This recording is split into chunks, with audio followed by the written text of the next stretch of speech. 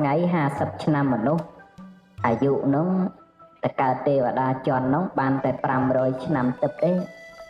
អញ្ចឹងបើគិតជាឆ្នាំមនុស្សប្រហែលជា9លានឆ្នាំប៉ុណ្ណឹងអស់ទៅហើយត្រូវសយុទ្ធមកវិញហើយសយុទ្ធហ្នឹងតាមបុណ្យតាមកុសលដែលមានទៀតបើថាមានល្មមទៅមនុស្សទៅអីចឹងទៅណាបើតាមមិនល្មមទេអាវ៉ាំងសារោនោះចេញទៅពីចាតុនោះទៅប្រែតក៏មានមិនអញ្ចឹងមិនមែនចុះកម្មចដើមកថ្នាក់មិនមែនទេមនុស្សខំឡើងដើមឈើពិបាកណាស់នៅធ្លាក់មកវិញហ្នឹងចុះមកវិញហ្នឹងចុះស្រួលចុះមិនស្រួលហ្នឹងដូចទៅច្រានទម្លាក់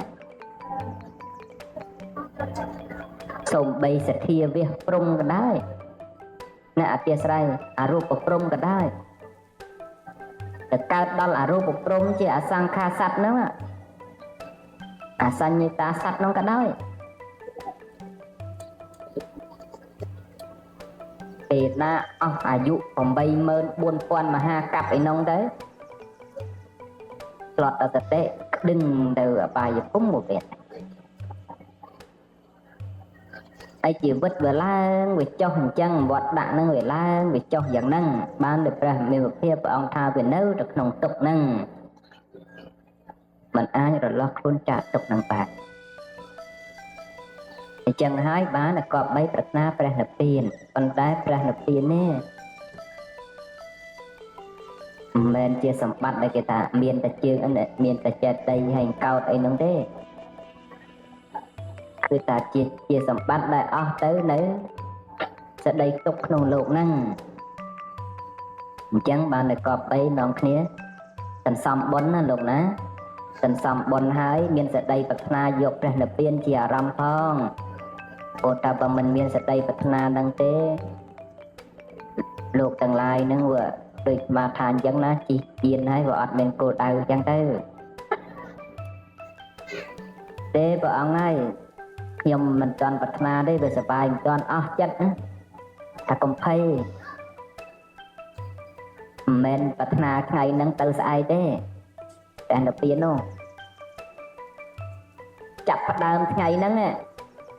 មិនដឹងប្រមាណកាប់ទៀតឬក៏ប្រមាណអសង្ខ័យទៀតបានទៅដល់ទេយើងគ្រប់គ្នាមើលតែព្រះដ៏មានពភៈជាពុទ្ធង្គោលបណ្ដូលសារពេជ្ញញាណព្រះអង្គប្រាថ្នាគិតចង់បានត្រាស់ជាពុទ្ធង្គោលបណ្ដូលសារពេជ្ញនេះតាំងពីសម័យព្រះពុទ្ធព្រះនាមបុរាណសក្យមុនីហើយឆ្លងកាត់ព្រះសម្មាសម្ពុទ្ធអស់33សែនព្រះពុទ្ធ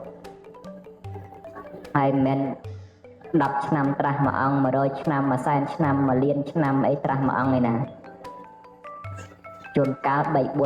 5កាប់ទៅមកកាប់ទៅមានមួយទៅកាប់ខ្លះអត់ទៅទៀតជាសញ្ញកាប់ទៅទៀតកាប់ខ្លះមាន2មាន3អីចឹងទៅព្រះពុទ្ធហើយអស់33សែនព្រះពុទ្ធ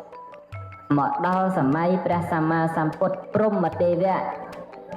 បានហ៊ាននិយាយប្រាប់គេថាខ្ញុំប្រាថ្នាជាព្រះពុទ្ធភូមិមួយអង្គដែរហើយឆ្លងកាត់អស់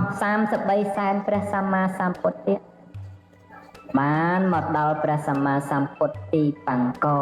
ដែលព្រះអង្គជាពុទ្ធព្យាករព្រះបរមពុទ្ធសាសនាកាលនៅជាតិជាសមេតបណ្ឌិតហើយសន្សំបារមីពីនងមក4អសង្ខ័យមួយសែនកាប់ទៅទៀតបានសម្រេចជាពុទ្ធទាំងគោលបណ្ដូលសារពេជ្ជដែរមិនមែនមួយថ្ងៃពីរទេហើយនំមោះមុតផងច្បាស់លាស់ឥតកម្រើកឥតងាករេផងតែយើងសពថ្ងៃមិនមែនទៅដូចជាវិស័យរបស់ព្រះបរមពុទ្ធិសត្វទេក៏ព្រះពោធិសត្វអីវិស័យយើងហ្នឹងគឺថាវិស័យទឹកកន្លះក្អមនោះណាវាកឡកកលែងខ្លះអីខ្លះអញ្ចឹងទៅតែវាមិនខុសទេអានឹងសត្វលោកអញ្ចឹងទាំងអស់តែគ្នាហ្នឹងគ្មាននរណាក្រាន់បើជានរណាទេកុំតែជឿនោះវាលែងតែព្រះអរិយបុគ្គលក្នុងលោកដែលព្រះអង្គបានដល់ហើយ នៅសោតាបតិមៈសោតាបតិផលសកតិគាមិមៈសកតិគាមិផលអនាគាមិមៈអនាគាមិផលចុងក្រោយអរហត្តមេអរហត្តផលនោះបានអ្នកក្រន់បើដូចតែយើងទាំងអស់គ្នាទេគ្មាននរណាក្រន់ជានរណាទេមិនបានថាចុះជួនកាលយើងក្រន់បើជាងគេក្នុងការធ្វើទានតែយើងអត់ក្រន់បើជាងគេក្នុងការរក្សាសិលទេ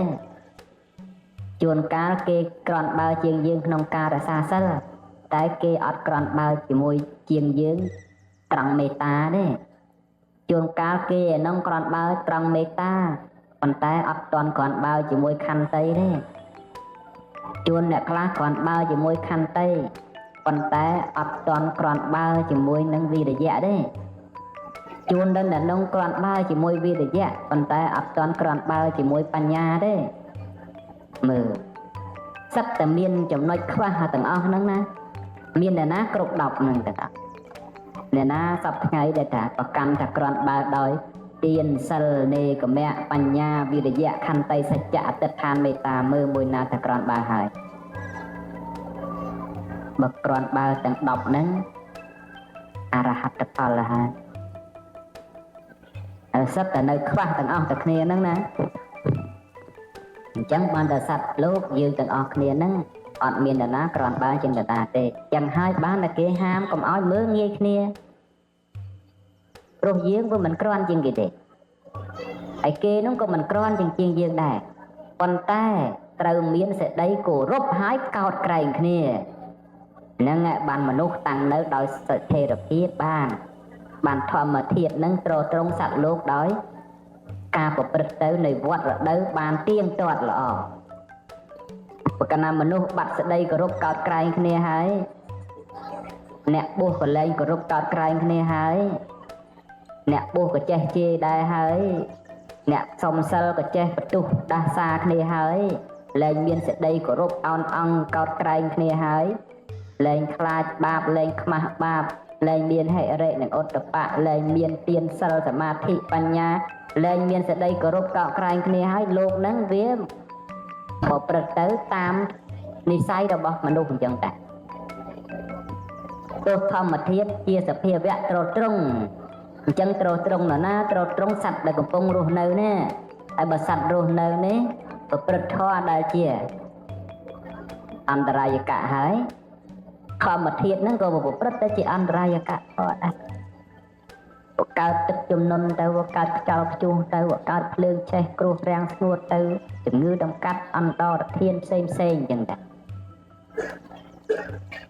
ហើយមនុស្សយើងសពថ្ងៃនៅតែថ្ងៃចាំតាំងខ្ទេចតា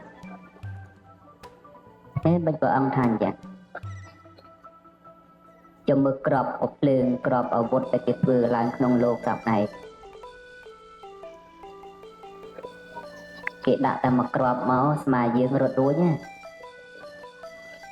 មើលពីណាតែគាត់បែររត់ក្របខ្លះមកទ្វីបអីចឹងតែកន្លះទ្វីបអីកិច្ចអីដែរហើយទាំងអស់នោះពីណាបកើតមនុស្សមិនការៈដូចជាអាសាឈឺក្បាលវិលមុខស្វាំងភ្នែកអាសាផ្ដាសាយញឹកញាប់ក៏ដូចជាមានហៀសវល់ត្រូវក្តៅក៏ពិបាកត្រជាក់ខ្លាំងក៏ពិបាកអាសាកតាសនេះគឺជាអាការៈអលស៊ីចំោះនេះគឺជាដំណាក់កាលទី1បងប្អូនតែបើសិនជាបងប្អូនមិនទាន់ព្យាបាលទេទុកយូរនឹងវិវត្តទៅជារឹសដងច្រមុះហើយថ្ងៃនេះដែរបើសិនជាបងប្អូនមានអាការៈដូចនេះខ្ញុំរៀបរាប់ខាងលើត្រឹមតែអលស៊ីចំោះទេខ្ញុំចង់ណែនាំពីអសុបបុរាណខ្មែរមួយដែលជាការៈដែលខ្ញុំរៀបរាប់ខាងលើគឺបងប្អូនភាសាបាន3ថ្ងៃចាប់ផ្ដើមច្រមុះយើងស្ងួតមិនសូវជាកតាសញឹកញាប់ជាងមុនទេអាសាប្រាសាយអីហ្នឹងក៏បាត់ដែរបងប្អូនហើយមួយវិញទៀតបងប្អូនអាសាឈឺក្បាលញឹកញាប់សក់យើងក៏រៀងស្កើស្បែកស្ងួតស្បែកស្អាតស្វាងភ្នែកមើលមិនសូវបានឆ្ងាយមើលទៅរៀងស្វាងប្រើមួយឈុតនេះគឺជាដាច់តែម្ដងបងប្អូនតែត្រូវតមរយៈពេល60ឆ្នាំផងបងប្អូនរបៀបប្រើការតមគឺនៅលើកញ្ចប់នឹងមានស្រេចហើយបើសិនជាបងប្អូនអាសាឈឺក្បាលខ្លាំងពេលដែលបងប្អូនខលមកជីវថ្នាំបងប្អូនប្រាប់ខាងបងប្អូនបន្ថែមតិចទៀតមកនឹងមានថ្នាំជំនួយឲ្យបំបត្តិឈឺក្បាលនឹងផ្សេងពីនឹងទៀតបងប្អូនអាចដាំលាយចូលជាមួយនឹងថ្នាំឬដូងច្រមុះឬក៏អាឡាក់ស៊ីច្រមុះនេះបានបងប្អូនអញ្ចឹងបើសិនជាបងប្អូនបានជីវថ្នាំនឹងទៅកុំបារម្ភអីដោយសារតែថ្នាំនេះអត់មានជាតិចប់ជាតិរវិញ ឬក៏ប៉ះពាល់អ្វីផ្សេងទាំងអស់បងប្អូនគឺឈ្ងុយដូចតែអញ្ចឹងការហាថ្នាំក៏ដូចជាការវេចខ្ចប់គឺមានអនាម័យខ្ពស់ខ្លាំងណាស់បងប្អូនអរគ្នាអាចមានថ្នាំនឹងដៃអាចកាច់មើលបានគឺថ្នាំទាំងស្រួយទាំងផដាំទឹកហើយក្តៅឈ្ងុយតែម្ដងបងប្អូនហើយថ្នាំខ្មែរដ៏ល្អនេះវិញគឺមានតាំងពីបរមរានមកម្លេះបងប្អូនគឺហុំសឹមជាដាច់វិធីប្រើក៏ដូចជាការតមគឺមាននៅលើកញ្ចប់ស្រេចសូមបញ្ជាក់ប្រាប់បងប្អូនថាថ្នាំខាងយើងខ្ញុំគឺព្យាបាលជំងឺផ្សេងគ្នាអត់មានថ្នាំមួយកញ្ចប់ត្រូវបានជំងឺរាប់រយមុខដូចថ្នាំគេផ្សេងណាបងប្អូនបើបងប្អូនមានអាការៈដូចបងប្អូនរៀបរាប់ខាងលើបងប្អូនមានចង្អល់បន្ថែមក៏ដូចជាចង់ពិគ្រោះជាមួយនឹងអ្នកគ្រូឆាយចម្រើនផ្ទាល់បងប្អូនអាចតាក់ទងទៅលេខទូរស័ព្ទនៅលើកញ្ចប់ក៏ដូចជានៅលើវីដេអូនេះស្រេចសិនជាបងប្អូនចាប់អារម្មណ៍ចង់ជាវឱសថពីផេកមួយណាបងប្អូនក៏អាចឆែកមើលសិនមុននឹងយើងជឿនឹងទុកចិត្តទិញចង់ដឹងថាគេលក់យូរប៉ុណ្ណាអ្នកចុច follow page ប៉ុណ្ណាបងប្អូនអាចឆែកមើល page ខាងប្អូនឬក៏ page ខាងគេសិនមុននឹងបងប្អូនជឿទុកចិត្តមុននឹងការទិញជៀសវាង page ខ្លាំងៗបងប្អូន